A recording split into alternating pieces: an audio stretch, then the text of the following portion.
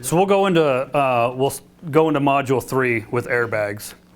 And this is going to play a role for us too as far as cutting, and more importantly for any type of hazards that we're going to deal with vehicles.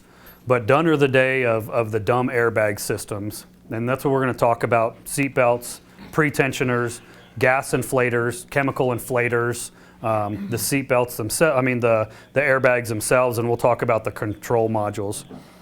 But I want to start off, when you get back to the firehouse, Google, YouTube, type in Dayton incident, type in firefighter hit by airbag. Happened to be a film crew on scene of this extrication here. And this will kind of sum up what this is about. There's a couple of things as we're talking today, and for me, for the modules that I'm going through, that this here needs to be an absolute change in mindset of how we do vehicles from the moment we walk out of the door today to cutting up a vehicle. So pay attention on this one here as we go through. There's a couple of things that I want you to focus on. They're 27 or 29 minutes into this TA.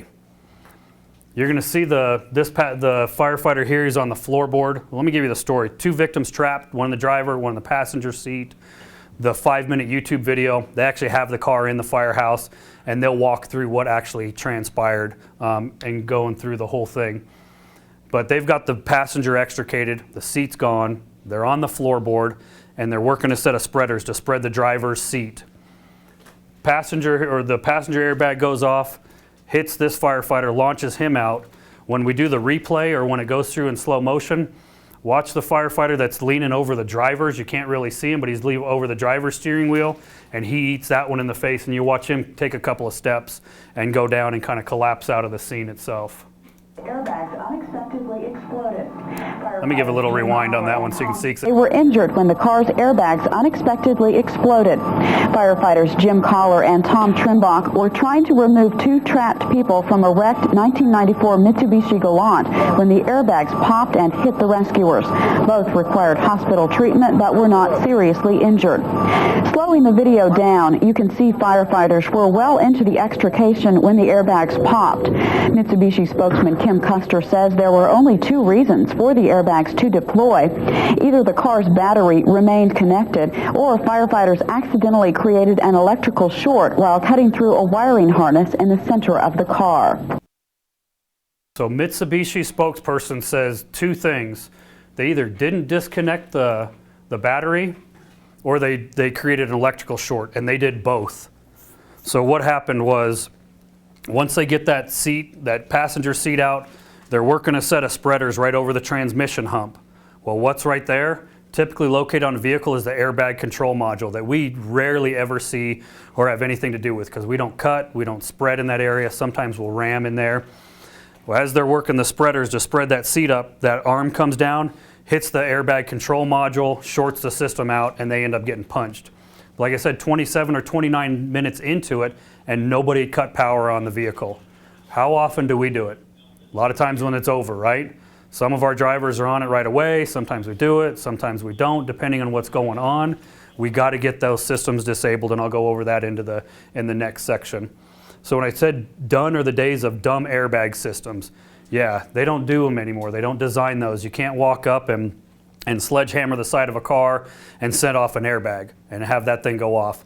There's a little YouTube video you can watch, and I don't even know what they're advertising, or just maybe something that somebody made. They'll show the little old lady. She falls asleep in the intersection. Guy rolls up with a sports car, honks the horn at her, wakes up, startles her. She hits her handbag right on the car, sends off his airbag. They don't do that. There's multiple things that need to take into account to activate an airbag system outside of the vehicle just being hit. So what does that mean? There's inertia switches in the vehicles nowadays. There's pressure switches that are monitoring, are you in the seat and how much do you weigh? It's monitoring how fast is the vehicle traveling. There's manual switches. We get into the 2-door vehicle or 2-door pickup trucks. Well, what happens when you want to put your 5-year-old in the passenger seat? You either hit the button, put your key in, and you turn off the airbag to the passenger side right there. We've got seat position sensors that are monitoring how close are you in relationship to the dash and to the steering wheel. And that's going to help determine how big a charge it's going to hit you with when that airbag goes off. We've got chemical inflators, we've got gas inflators, we've got the airbags themselves, which is nothing more than a nylon bag and it's soaked in talcum powder or cornstarch. And that's for, when it's Arizona and the car's 150 degrees inside, it stops the airbag from fusing and kind of melting together. So when you see the dust explosion when a bag goes off, that's all that is just the cornstarch or whatever to lubricate the bag. And then we've got the control module itself here. Well, people want to know, what does a sensor look like so we don't hit them? Well, here's just an example of a couple of them. If you see wiring going somewhere and you're not sure what it is, it may be a sensor we're hitting. We may have a crush cap located on the outside of the vehicle. Car gets into a front end collision, or we hit a T-bone, we hit the front quarter panel, and that activates and talks to the system. Jaguar uses an ultrasonic sensor. It's just saying, hey, is somebody in the seat? Yep, I'm monitoring that. And where are they in relationship to the dash? Again, seat position sensors. Where's your seat at? How close is it to the dash? And then some of them are going to be monitoring how much do you weigh. Most of our modern equipment we have, as soon as we get into our apparatus, we get in there, there's a seat pressure switch in there. That's why it starts dinging as soon as the engineer turns the ignition on. Most of us driving any type of modern vehicle nowadays, what happens? Turn the key on. If you don't have your seatbelt on, ding, ding. It's monitoring. Some of them are going to say, how much do you weigh? And they're going to take that into consideration. And some of them are going to want to know where you're at in relationship to the dash. When you put your seatbelt on, that's another thing. It shuts off, right? We don't think anything of it. We got nylon webbing, metal clip goes in. Where's the electronics? It's actually located into the seatbelt itself. This is the airbag control module. You see this box with red wires or yellow wires going into it. Don't cut it, don't spread with it, don't do anything to mess with this system at all. If you got the 12-volt system disabled, then you're good to go. But don't cut or spread on these. They're going to typically keep them in the safest part of the vehicle, which will be located between the seats or near the where your cup holder below the center console area is there. So just don't mess with the control module. A little cross-cut section of them to show you, there's a whole lot going on. When you turn the ignition on, you're activating the whole SRS system. You're letting them know, car's ready to go, we're fired up, seatbelt starts dinging at you, the light's going off, you put your seatbelt on, it's like, okay, they're belted. How much do they weigh? Where are they at in relationship to the dash? You start driving, they're doing 30, they're doing 40, they're doing 50. It's constantly talking to this the moment you turn the ignition system on. And then when an accident happens, then it's taking the additional input on the control module also. So as I'm going through slides, I'm trying to review some old PowerPoints that I have and notes from classes. Everything is in a millisecond. I'm not good. I don't have a relationship of what a millisecond is. So we know one second equals 1,000 milliseconds. They say a hard crash, the first initial phases of a hard crash happened in this 80 to 120 milliseconds. As soon as that crash starts to happen, the sensors go ahead and they send a signal to the control module. It starts to decipher the information of how much you're weighing, taking how fast you're going, where you're at, and then it's going to determine a firing order of how much charge it wants to give to the airbag itself. Once the airbag receives a signal, the airbag, as soon as it hits that signal, in 30 milliseconds, the airbag will hit full inflation. So the point being, the standard is in 45 to 50 milliseconds from the very first point of impact, as the vehicle is still crushing in, that airbag is going to hit full inflation. The design behind a bag is the bag hits full inflation and then you hit the bag, not the other way around.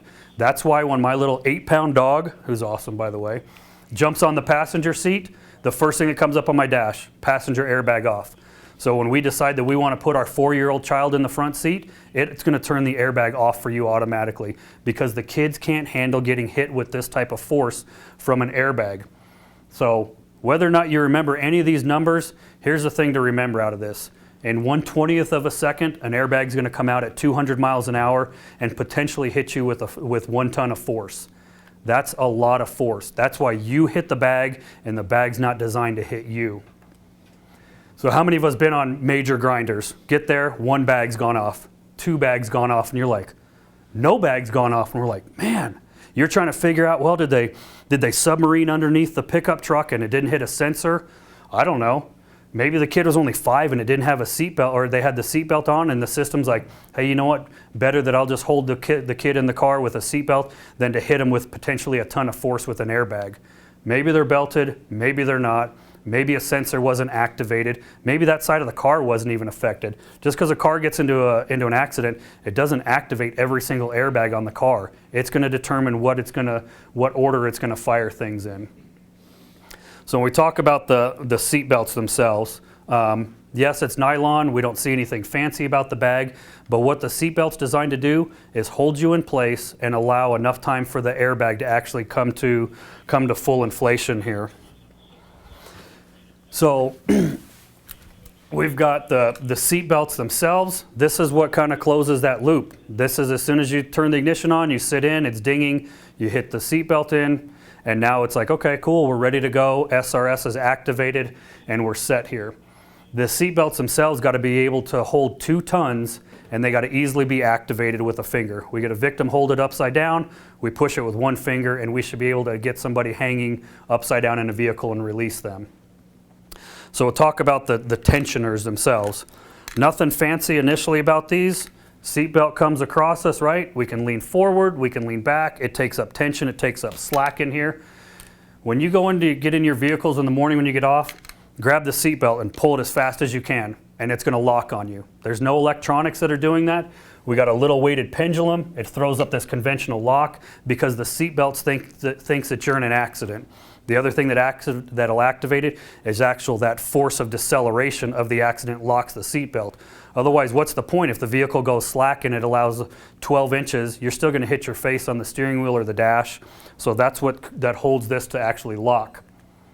So pre-tensioners, anyone know what a pre-tensioner is? This is the first charge that's located in the vehicle. This is a fired pre-tensioner that's gone off. The design behind the pre-tensioner right here, we can see the electronics in here that come, and this is where it actually blows right inside here. The whole design behind this tensioner is to pull 4 to 6 inches of slack, put you back into the optimum crash position. The conventional lock locks, holds in place, you get into an accident, and the airbag goes off and inflates. This happens before the 45 to 50 milliseconds before the airbag actually even goes off. 2 systems out there. The one that retracts the seatbelt, the other design is the one that will pull the entire mechanism. And that's through this cable right here. And this is going to pull the whole mechanism. And I'll show you a little bit more on the next slide on how this one works. See the little animated video up here onto the right side. Charge goes off, pulls 4 to 6 inches of the seatbelt. The last 10, 11, 12 times we've taught this class, I keep telling everybody, I have no idea if this is enough force to blow apart a cutter or to damage our tools. I'll show you a little video, and I'm like, no, I don't think it is. We already had 2 people talk about this in class that's happened with CSFD. They're at Randy's, somebody cuts right through this. Let me back up. This is located at a major cut point at the base of the B post. It's hidden in all the trim, it's sitting down low, and all we see is the seatbelt coming out. We don't see this, but it's where the B post and the rocker panel actually meet. So go back to the Randy story with 2 folks that we had talk about that at individual classes. They were both on that scene, and somebody decided to cut through this, didn't realize it, made a mistake, whatever it was, cut through this, actually blew the cutter apart, said it went right past the control arm, went right past somebody's face, launched over a 6-foot wall or a 6-foot privacy fence. They said it went about 10 or 15 feet into the air. That's pretty powerful. I didn't realize that they had that much tension or that much power behind them. So here's one quick little video to kind of show you the power behind these things. Hey, are you ready? See?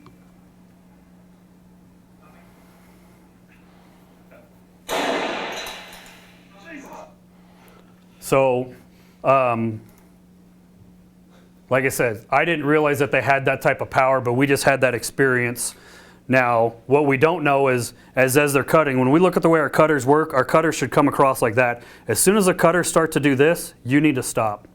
I know we've seen it, we've fractured blades before, but as soon as you get any separation between the blades, you need to stop. We know the tool's going to walk, it's going to move where it wants, but if the blades start to actually separate, you need to stop because you're going to fracture a blade. So it could have been a combination of the 2, or maybe there just happened to be enough power behind this thing, and that's what it took to blow the cutter itself apart. When we talk about the other kind that's out there, this is the one that I was telling you about. This is the one that's located When you see the accordion, there's the telltale sign right there. A lot of times you'll see it in your vehicles with captain's chairs. You'll see it on your 15-passenger vans. And this is located in the center, obviously, of the vehicle. When we put the male into the female, that's where this one's going to be located. What you typically don't see, sorry, there it is. What you don't see is the pressurized gas inflator that powers this. And there it is right there. There's the pressurized gas inflator. Here's the entire mechanism, and it's going to pull the retractor or pull the accordion down and take up 4 to 6 inches of slack. So those are the two types that you're going to see out there right now. Like I said, the accordion is the telltale on this one.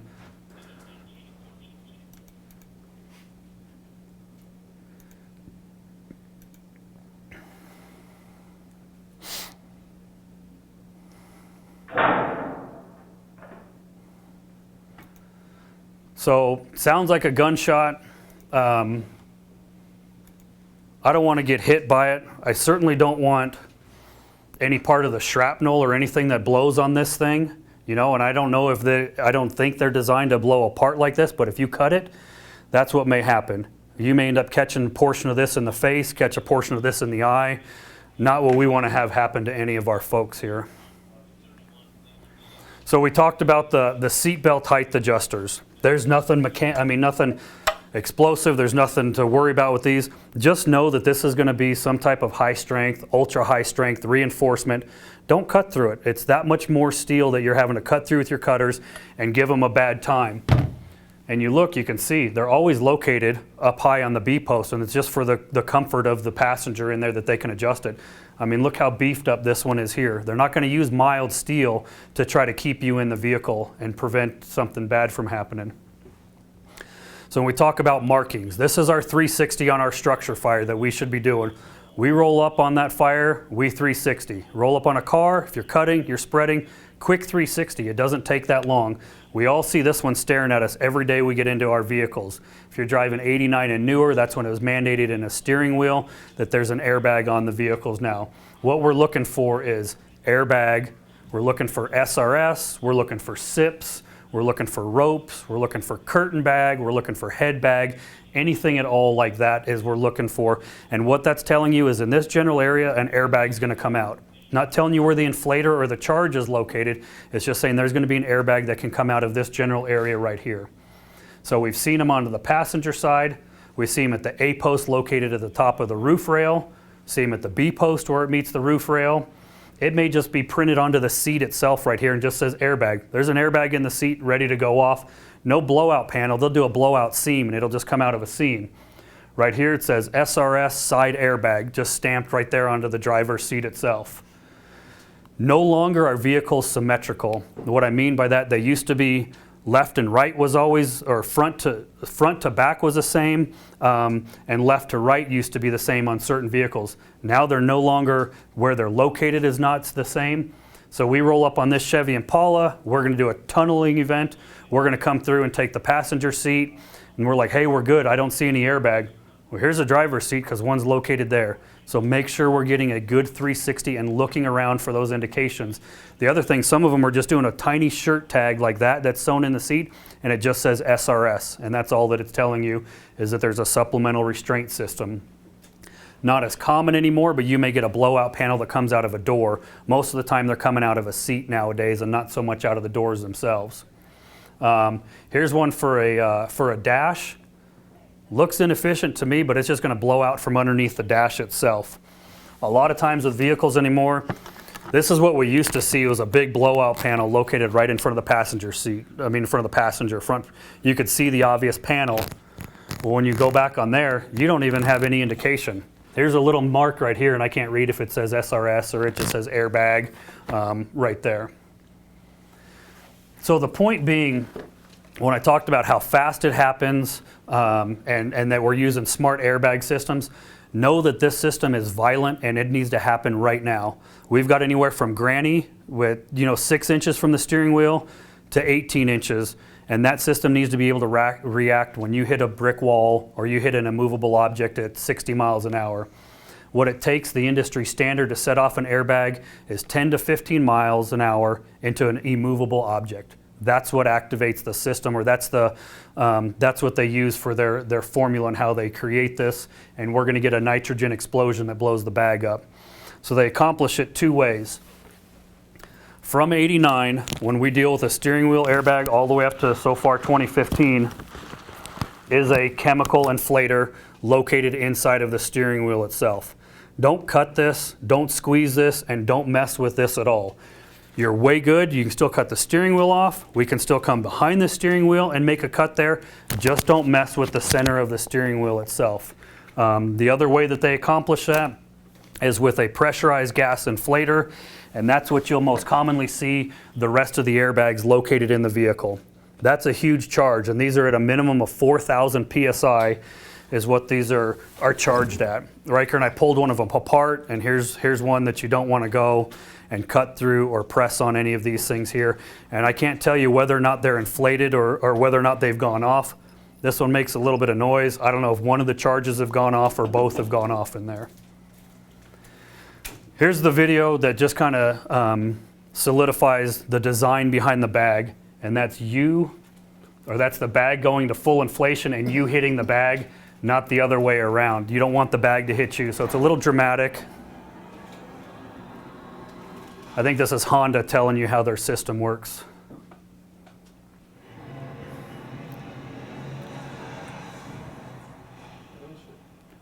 That's why we don't put our 4, 5, 6-year-old kids into the front seat of vehicles.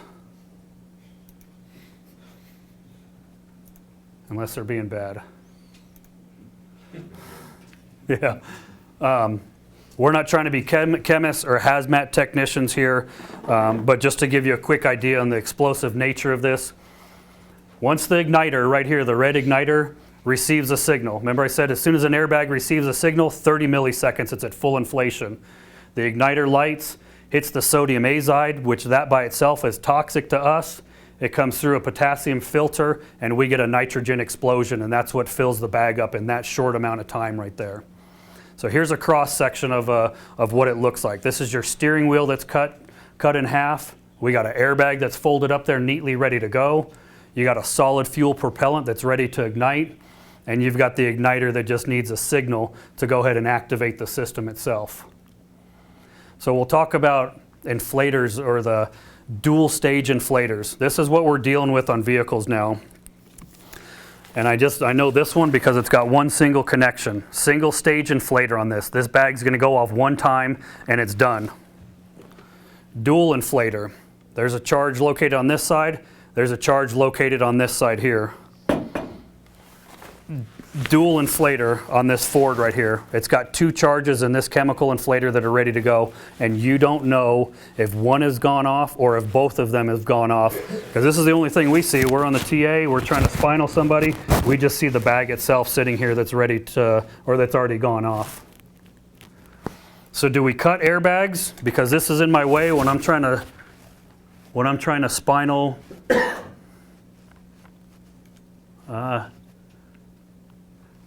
stand by. User error. This is what we see. Do we cut it out of the way? We used to, because it'd be a pain in the butt, and you'd see this right here. Why don't we cut the bag itself? Because this thing's going to blow with a nitrogen explosion between 5 and 900 degree gas. That's what inflates the bag so quickly. One of the manufacturers says 1200 degrees. So you cut the bag off because you want a spinal, and we get a firefighter who wants to come up and use some old school technique and ram that spreader into the side of the car and activate a system and hit the second charge. Is it designed to do that? Nope, they're only designed to go off one time. But when Neil's F-250 hits my little 3,000 pound car at 60 miles an hour, who knows what's going to happen at that point in time? Did it jack up the wiring? Did it mess up something with the airbag control module? We don't know. So you don't know if there's a second charge ready to go. So what we're talking about with this is an old school. Because I weigh 105 pounds and I'm doing 30 miles an hour and I hit the telephone pole, it may say, hey, you know what? They'll be all right. I'm going to hit them with a single charge. Am I 250 pounds and am I doing 80 miles an hour down the interstate and I hit something? Now it says, you know what? I'm going to hit both of them because this is a big collision that's about ready to happen and we're going to try to protect somebody. So how this whole system actually starts to work. In the event of a minor accident, less than 10 miles an hour, first thing that's going to happen, you're going to get the tensioners that are going to fire. Going to pull you back into the optimum crash position. That's all that happens. This fires, stops you from hitting the steering wheel. We get into a moderate accident, you're going to get a single stage. The first stage will go off, and the first stage in modern vehicles now is always a 70% charge. A 70 goes off because it's not that bad a crash, or you get a major accident and now the 70% charge and the 30% charge both go off and you get hit with 100% because they're trying to protect you. I don't have any parameters of when it's 70 or when it's 100, and there's nothing that we can do when we actually look at that airbag from our view to see which charge has actually gone off. Here's a cross-cut of a modern day steering wheel. 70% charge and a 30% charge that's ready to go off. Another inflator here. Not only did I show you on this one the electrical connections, but you can see 70% charge is located on this side. We got to get more gas out, and a 30% charge on this side right here. So I told you that within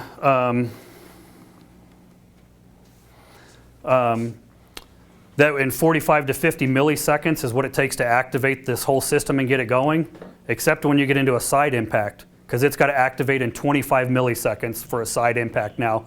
So half of the time of a front airbag, excuse me, this is Volvo's design. Car gets hit, crush cap gets activated, it immediately sends 2 sparks to 2 solid fuel inflators and activates a side impact airbag on the car. So just something to be aware of. It's going to happen very quickly when these things go off. This still talks to the control module, but it also has the ability to act all on its own as well. So now we'll talk about gas inflators or side curtain airbags. Who here the last 5 times we've taken a roof has pulled trim? Yeah, me too. And I've known it for a long time. Here's a brand new Audi A4 that we've got. This is a side curtain airbag that's going to come out of the roof rail itself. Right here is the minimum of 4,000 PSI pressurized gas inflator that's ready to go off to activate this system. Comes through this solid tube here, and then it inflates the bag. Do not cut this.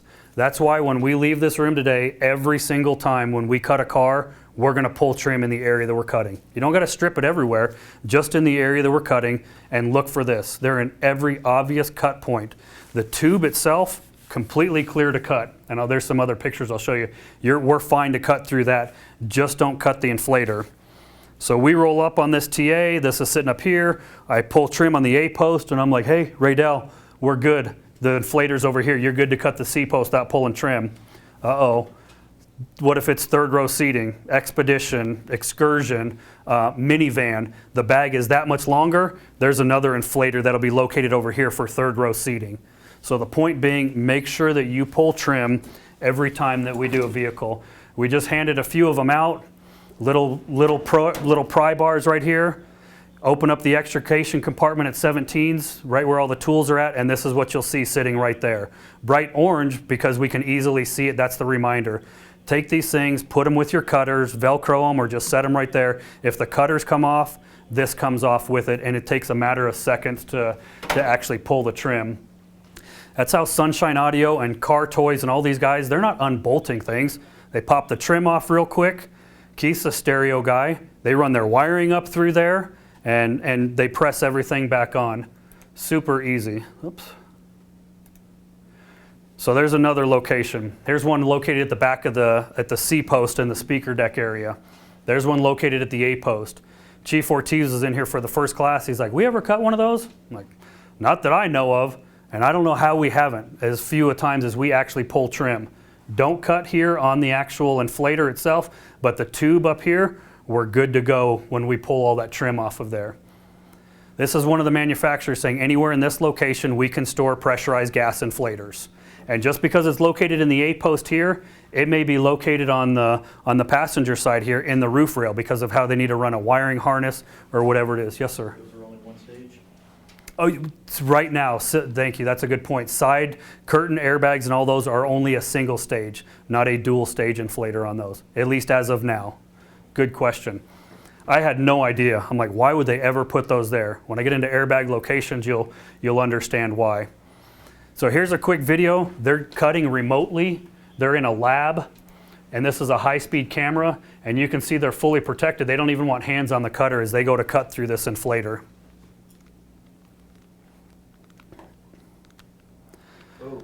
Man, I don't want to have that thing hit me in the face or somebody else on the crew or hit a passenger, you know, an occupant in the face with that thing.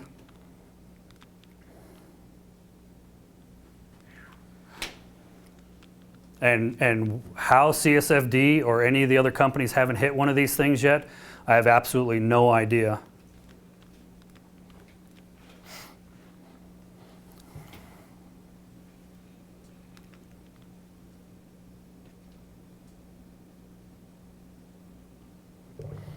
Pretty powerful. We had Laura Speakman, our statistician, pull our traffic accident stats. We run, you know, over the course of a few years, we run around 6,000 TAs, around 500 cutters a year.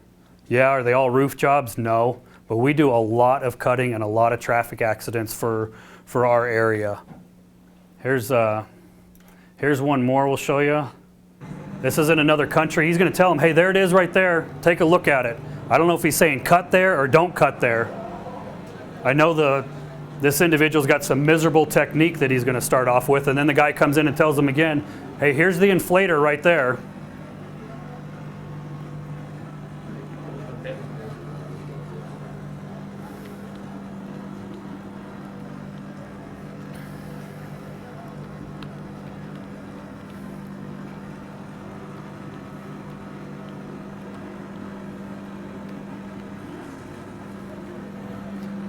Man, I do not want to get hit with that.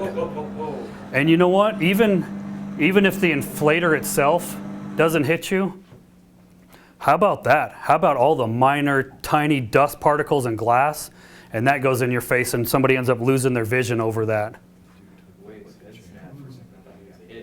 Yeah. So please make sure that we're pulling trim every single time on a vehicle. It takes a matter of seconds for us to do it. Here's BMW's solution. Unfortunately, it's not to protect us. They'll run a solid fuel inflator right here. You can see the yellow with the electrical contacts. Car gets into an accident, blows the battery cable off. Cool, system's disabled. Not with BMW, because they run dual batteries. Not all of them. So does Volvo, so does Mercedes, so does Neil's diesel pickup truck runs 2 batteries in there. You got to think about that. We got to get the system cut. So they do this just to shut the vehicle off so it doesn't run and it doesn't start pumping out fuel through a high pressure line, is why BMW puts an inflator to blow right there. So when we talk about airbag locations, most of these we actually know where a lot of the locations are at. They're going to come out of the front. They're going to come out of the passenger side, out of the dash right there. They're going to come out of a seatbelt. I'd have never guessed on this. This is Ford's option in 2011 that they started offering the seatbelt airbag. Not very violent, but there's an airbag there. Am I going to drown? So the point behind that is we have to 360. We have to start looking at this stuff and knowing if we're doing a tunneling event, there may be a gas inflator located somewhere on the seatbelt. This is obvious. It's wider, it's thicker, and where the seatbelt makes connection, you can tell there's some type of electrical connection that's going on there. It's not just your regular little buckle that pops in. It's obvious that there's a seatbelt located, or a bag located in that seatbelt. Knee bags, really common now. They're trying to prevent the femur fractures with knee bags.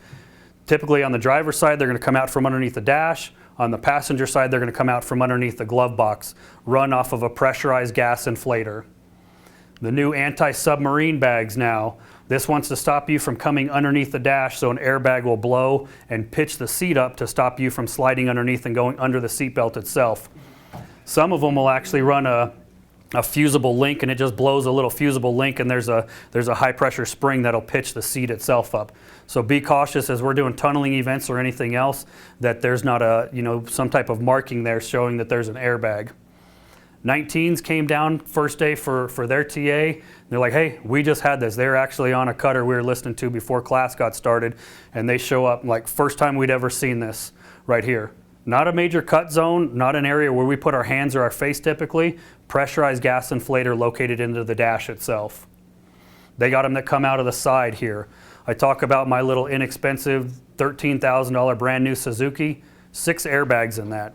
Has anybody ever looked to count how many airbags are in your vehicle, especially if it's something modern? So far I've found there's a vehicle that has 12 airbags inside of one car itself. So the more expensive the car, the more fancy the car, the more bags they're going to have. So you have a blowout panel to protect the torso. You may have a pelvic bag that blows out of the side right there. Again, with the doors, they're not as common anymore that they're coming out of the doors themselves. The one thing that's different about the door in comparison to this knows where you're sitting.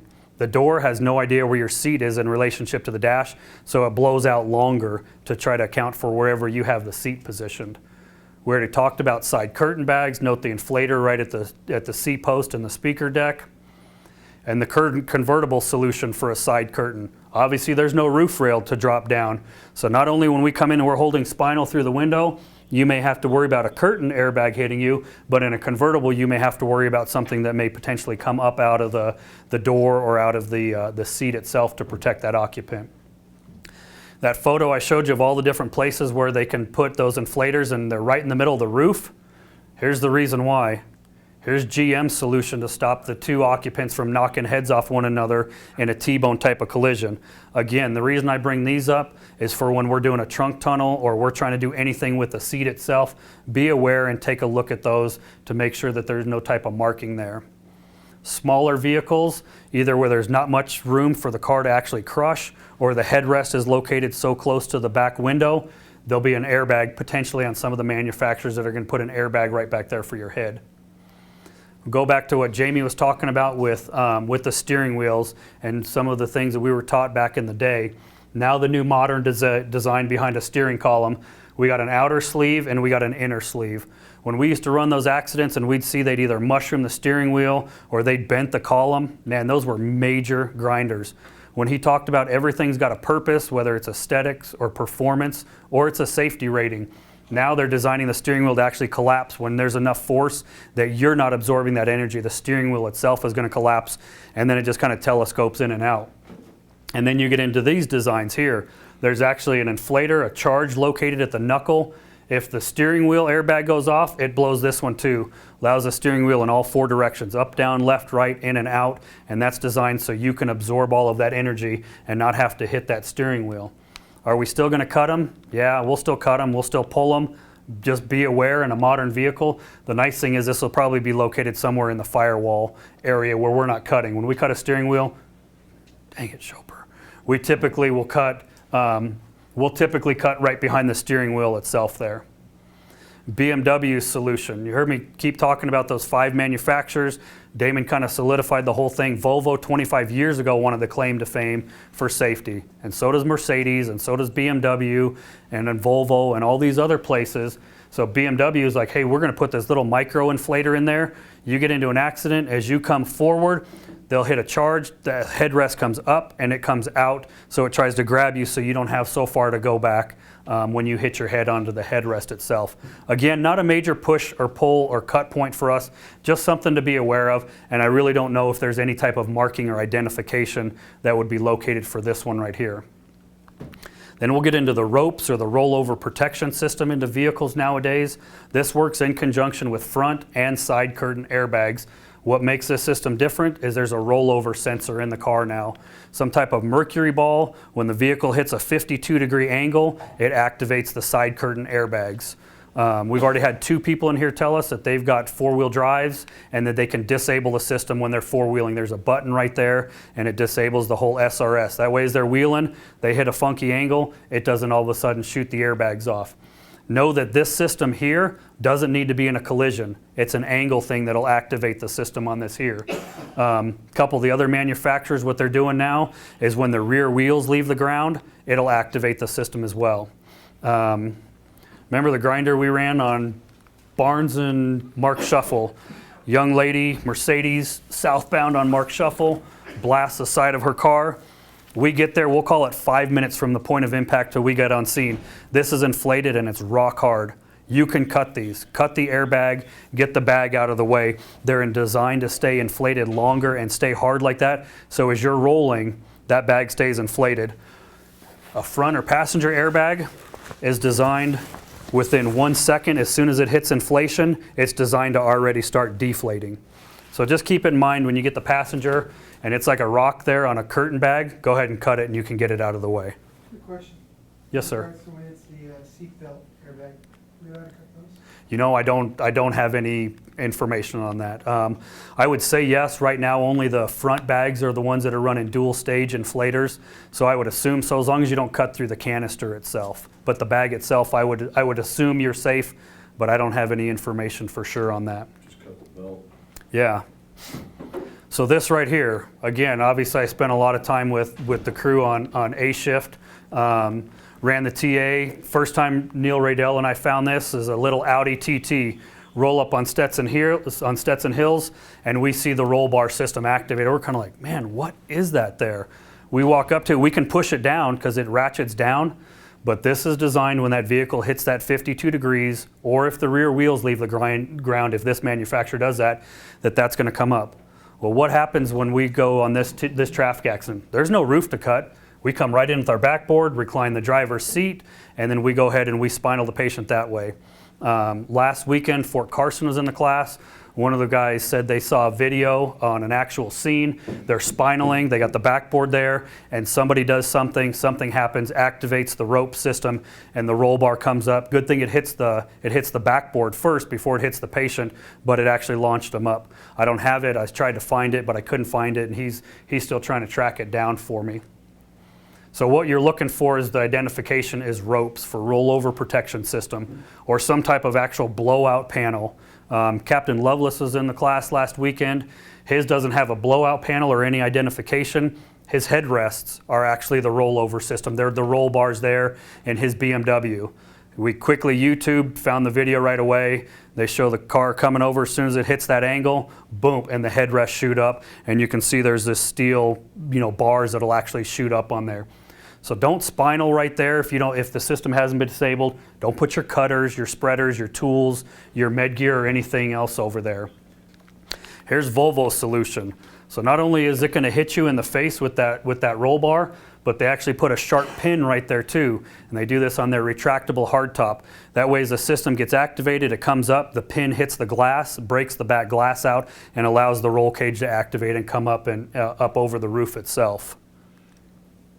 Here's Mercedes solution. Pretty nice aesthetically. I'd never guess that that's any type of roll bar. I don't see anything else as far as a blowout panel or any indications. They can hit this while they're driving down the road, and that's just normal operation for it. But in the event of an accident, Mercedes claims it deploys in 1/4 of a second is how long it takes to get that system up fully. So the point being behind this, there's numerous sensors located around the vehicle. You start the car, it's automatically talking to the SRS or the airbag control module itself. You get into an accident, it determines the right firing order and activates the bag itself. No, it's not designed for us to come up and slam the side of it. It's got to be speed, it's got to be force of deceleration, it's got to take into account all of these other things. But like I said, when that F-250 runs into my little 3,000-pound car, you don't know what's sitting there available to happen with the vehicle itself. So that's why every single time, get in there, pull trim. It takes a matter of seconds to yank the trim out of the way, and lo and behold, we're looking for the pressurized gas inflator so we don't cut through that thing and end up hurting somebody. So this last little video to this section here is just a good pranks video.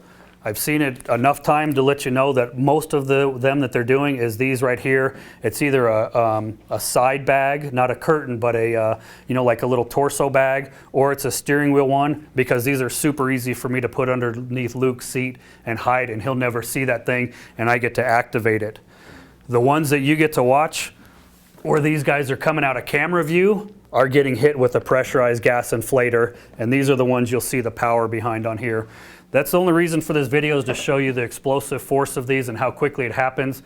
Survivable all day long. These guys are doing it in shorts and t-shirts and duct taping themselves to seats and wearing helmets, and it's funny to watch. But think about the power behind this.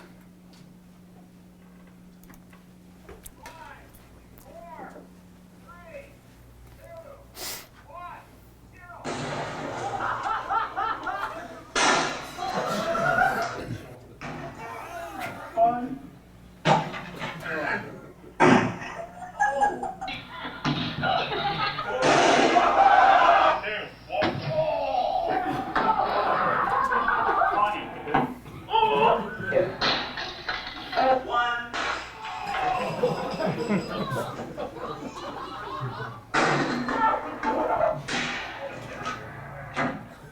Exhale. La la la la. I didn't want Chopper to hear all that.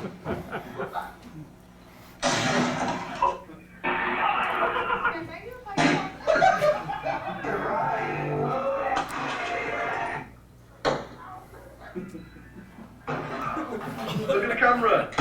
2, 1.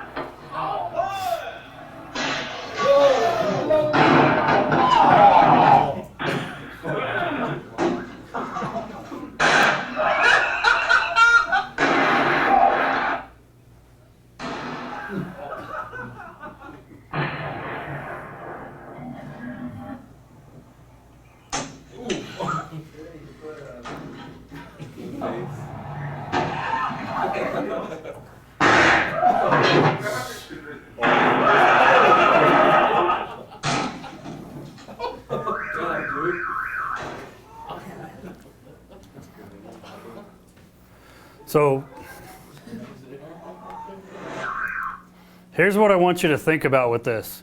You want to know the one thing that every single one of these individuals had in common? They're in probably liquor, stupidity.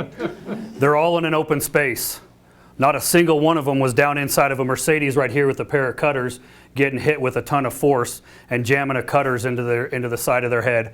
Or nobody's in here holding spinal and knocking heads with the patient or hitting the B-post or getting their head shoved up into the windshield itself.